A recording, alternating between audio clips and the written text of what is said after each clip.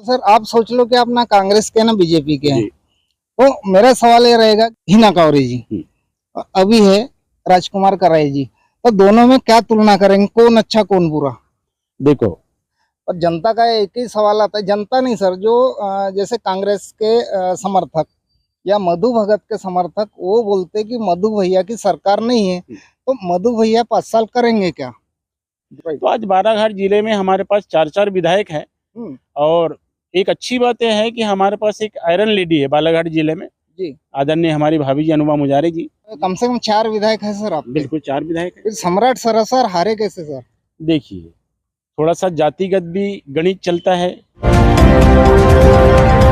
दोस्तों नमस्कार, ग्रामीण क्षमता न्यूज चैनल में आपका स्वागत है। अभी हम जाते जाते देखेंगे, कार खड़ी है, यहाँ लिखा हुआ है, हम करीब जाके देखते हैं, विधायक प्रतिनिधि। शायद मुझे लगा कि मध्य प्रदेश की गाड़ी होना चाहिए। हम जाकर के चेक करते हैं कि गाड़ी के अंदर कौन साहब बैठे हैं, प्रतिनिधि बैठे या कोई अन्य है, जाने के बाद भी हम पहचान सकते हैं।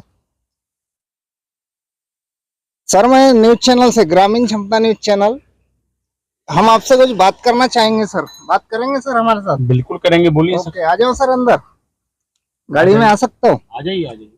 दोस्तों मेरे रिक्वेस्ट पे सर गाड़ी से नीचे उतरे हैं और इनका मैं परिचय बाद में पूछूंगा, लेकिन मैं परिचय दे देता हूँ कि सर है मध्य प्रदेश से, जो किरनापुर क्षेत्र होता है, खुद किसान नेता है और इनकी जो पत्नी है बालाघाट जिले की कांग्रेस से महिला कांग्रेस उपाध्यक्ष है। क्योंकि हम इनके गाड़ी पे सामने देखे इसलिए हमने इनको रोका और हम इनसे कुछ जानकारी लेना चाहेंगे। कुछ ज्वलंत मुद्दे हैं मध्य प्रदेश के, उस ज्वलंत मुद्दों पर हम बात करेंगे। तो सर आप एक बार अपना परिचय दे दीजिए।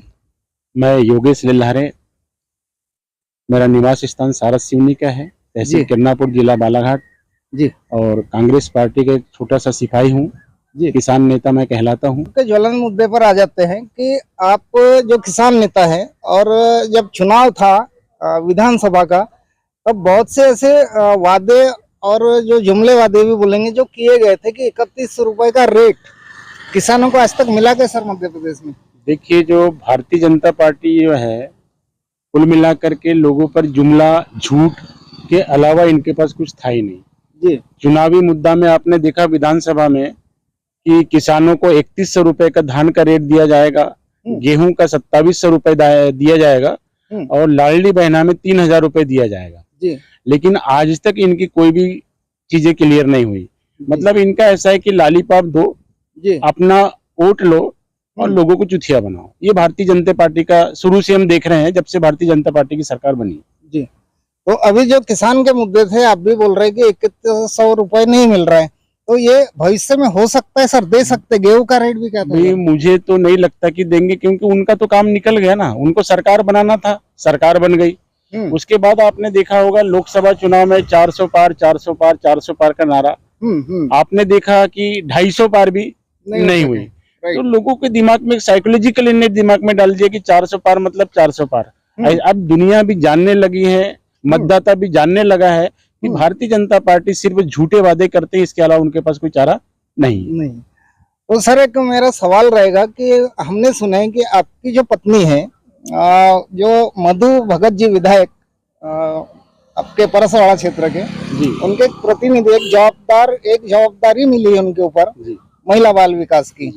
तो जो महिला बाल विकास में आंगनवाड़ी क्षेत्र आता है, तो उसके बारे में क्या बोलेंगे सर, क्या विकास करना चाहते हैं? देखिए, अभी जैसे मैं सबसे पहले तो धन्यवाद दूंगा मधु भैया जी को। उन्होंने बहुत बड़ा नेतृत्व करने का हमारा श्रीमती जी को जो सौंपा है और उनको जो विभाग दिया है महिला बाल विकास, जितने भी मतलब किरनापुर जनपद में आंगनबाड़ी आती है, उसका विकास अब ऐसा है कि मीनू के हिसाब से उनको खाना नहीं मिलता। दूसरी बात है कि जो बच्चों को पढ़ाई या पढ़ाना चाहिए वो पढ़ाई नहीं हो रही है। अब वो सारी चीजें श्रीमती जी, अभी उनका काम है थोड़ा सा, वो 2-4 दिन के बाद से फिर दौरे चालू करेंगे पूरे क्षेत्र में और जो भी विकास की बात है वो अपन क्लियर करवाएंगे उनसे। तो सर आपने जैसे आपके क्षेत्र में बहुत सी आंगनवाड़ियां हैं, जो बच्चे भी आते हैं, जो जैसे जन्म के बाद में उनकी जवाबदारी बन जाती है, जहाँ बच्चा पैदा हुआ तो उनका वैक्सीन कराना उनका वजन बढ़ाना, कुपोषित पे ध्यान रखना, कुपोषण को यानी खत्म करना, तो इस पर क्या कदम रहेगा आपका? देखो, तुरंत कार्रवाई करवाएंगे हम तो। खाने में कोई दम रहता नहीं। दूसरी बात यह है कि मैंने अभी बहुत सारा देखता हूँ, मेरे आजू बाजू जब जाता हूँ, मेरा काम टोटल फील्ड का है, तो 12-15 बच्चे आते हैं और 40 बच्चों का भोजन का वो कैलकुलेट करके अपने डायरी मेंटेन करते हैं। ये भी हमको सुनने में आ रहा है, देखने में भी आ रहा है। अच्छा। दूसरी बात की मेनू के हिसाब से खाना नहीं मिल रहा है। जो खाना उनको मिलना चाहिए, जो पोषक आहार मिलना चाहिए, वो नहीं मिल पा रहा है। दवाइयाँ समय पे नहीं मिल रही है, और आंगनबाड़ी के आजू बाजू और आंगनबाड़ी के अंदर भी इतनी गंदगी है कि अब वो दिखेगा सब कुछ। बिल्कुल बिल्कुल। तो सर, आप कुछ नया करना चाहते हैं? बिल्कुल, नया तो करेंगे। जब जिम्मेदारी मिली है तो कुछ नया होगा और बहुत अच्छा होगा जी। जो भी शासकीय जो अधिकारी है, कर्मचारी है, उनको भी थोड़ा हम लोग हिदायत देंगे कि ये चीजें नहीं होनी चाहिए। पर कैसा करेंगे सर? अब मैं भी जनता के बीच में घूमता हूँ, जनता से बात करता हूँ, और जनता का एक ही सवाल आता है, जनता नहीं सर, जो जैसे कांग्रेस के समर्थक या मधु भगत के समर्थक, वो बोलते कि मधु भैया की सरकार नहीं है, तो मधु भैया 5 साल करेंगे क्या?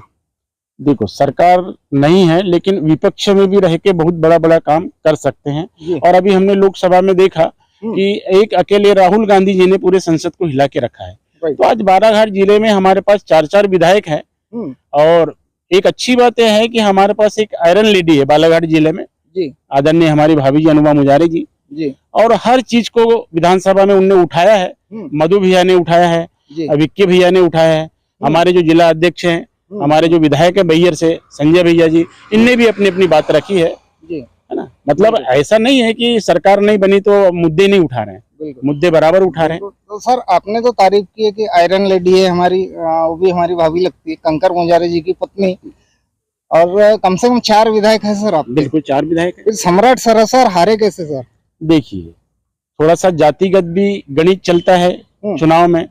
दूसरी बात की 400 पारा का जो इन्होंने नारा दिया था, कहीं ना कहीं लोगों को ये पंच कर गया कि सारा सरकार तो कांग्रेस की बनने वाली नहीं है, और 400 पार अगर हो गए तो फिर यहाँ कहानी बिगड़ जाएगी। नहीं सर, 400 पार में हमने सुने थे कि 400 पार में बोला जाता था कि संविधान बदल देंगे, इसलिए 400 लोग लग रहे।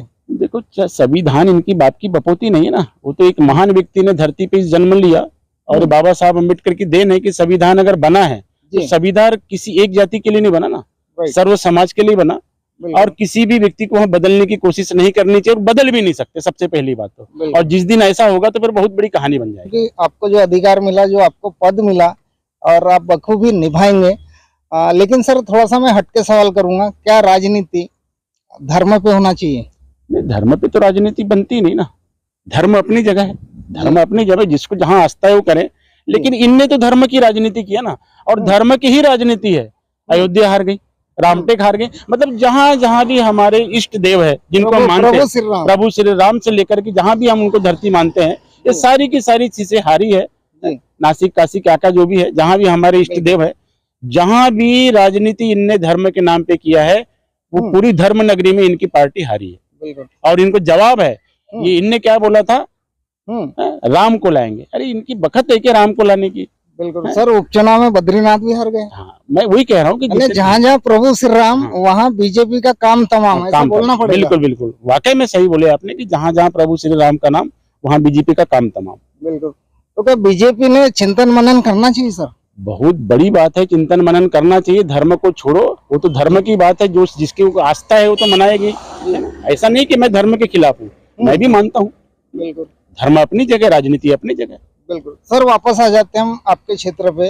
जो आपके की मैडम को जो काम मिला है, तो कुछ आदिवासी क्षेत्र आते हैं सर आपके कार्य क्षेत्र में? मतलब मेरे ख्याल से हर पंचायत में 2-3 आंगनबाड़ी तो है, और जिसमें अपन गोदरी बटकरी से लेकर के उधर अगर जाते हैं जी, तो वहाँ पे आदिवासी ही एरिया है। अच्छा, तो सर आदिवासियों के जो हाल देखते हैं हम, जहाँ ना उनको राशन मिलता है राइट टाइम, लाइट होती ना बिजली होती उनके घरों में, ना मोबाइल देखे हमने, ना टीवी देखे उनके घर में, तो उनके लिए आपके विधायक महोदय मधु भगत जी ने क्या प्लानिंग किया है? अब जो एरिया है वो जनपद, चूंकि जनपद पंचायत किरनापुर में आता है, तो आधा जो है वो मधु भगत जी के उसमें है, और आधा जो है वो लांजी में जाता है, तो कराई जी के तरफ, वो राजकुमार भैया की तरफ। कराई जी का क्षेत्र हमने चेक किया था, जैसा लांजी से आगे बढ़ते हम, जो छत्तीसगढ़ मार्ग जाता है, देवरबेली पंचायत लास्ट होती है सर, वहाँ के आदिवासियों की इतनी हालत खराब है, ना समय पे राशन मिलता, आवास योजना का भी बंठा डाल रहे हैं और उनके बुरे हाल है, तो वो क्या कर सकते हैं? ऐसा लग रहा है कुछ विकास करेंगे? देखो, विकास तो होना चाहिए मेरे ख्याल से, और नहीं भी हो रहा है तो जनता को जागरूक हम जा करके करेंगे। जी जब तक जनता के सामने हम लोग नहीं जाएंगे और जनता की बात को शासन प्रशासन के बीच में नहीं रखेंगे, तब तक लोगों को समझ में नहीं आएगा। चलो आखिरी सवाल सर, आप सोच लो कि आप ना कांग्रेस के ना बीजेपी के हैं, जी। तो मेरा सवाल ये रहेगा कि इसके पहले पूर्व जो थे हिना कांवरे जी, अभी है राजकुमार कराई जी, तो दोनों में क्या तुलना करेंगे? कौन अच्छा कौन बुरा? देखो, मेरे ख्याल से हिना दीदी जनता के तरफ से जनता की तरफ से ही मैं, हिना दीदी भी कोई कमजोर नेता नहीं थी। बहुत कम उम्र में उनने बहुत बड़ा प्रोग्रेस किया, और प्रोग्रेस करने का मतलब ये है कि उनने कोई न कोई जनता हित में ही काम किया है, तब जाकर के डिप्टी स्पीकर भी बनी थी छोटी एज में, और 2 बार विधायक रहना, विदेश में सत्कार भी हुआ, और जो विदेश में जाकर के 2 बार उनको सत्कार मिला है, सम्मान मिला है, बहुत बड़ी बात है। अब रही बात राजकुमार कराई जी की, आदरणीय हमारे भाई, हमने दोनों ने राजनीति एक साथ ही शुरू किया था जिला पंचायत से। आज उनका सौभाग्य है कि विधायक है, और आज अपन जनप्रतिनिधि छोटे रूप में है, लेकिन जनता की सेवा में हम भी हैं। तो आज निश्चित रूप से सरकार अगर बीजेपी की है और इतने सरल स्वभाव के हैं कि जनता हित में काम तो करेंगे वो, क्योंकि उनको पार्टी से मेरे को नहीं लगता कि लगाव, वो तो पार्टी में तो रहेगा, तारीफ हो रही सर, लेकिन वो जनता के लिए काम करना चाहते हैं, और उनको एक सौभाग्य मिला है विधायक के रूप में, तो निश्चित रूप से वो काम करेंगे। मैं भी अपील करूंगा माननीय राजकुमार कराई जी को कि एक नजर थोड़ा सा आदिवासियों पर डाले, उनकी आवास योजना पर डाले, उनको महीने का मिलने वाले राशन पर डाले, और उनके घर की स्थिति पर डाले कि वो कैसे जीते, क्योंकि वो भी आपके मतदाता है। केवल एक समोसा खिलाने पे वोट दे देंगे, इस पर नेताओं ने खुश नहीं होना चाहिए, क्योंकि उनकी जो हालत है, यदि उनकी हालत दिलीप भटेरे जी नहीं सुधार सके, रमेश भटेरे जी नहीं सुधार सके, अब ये जवाबदारी आपके कंधों पर है।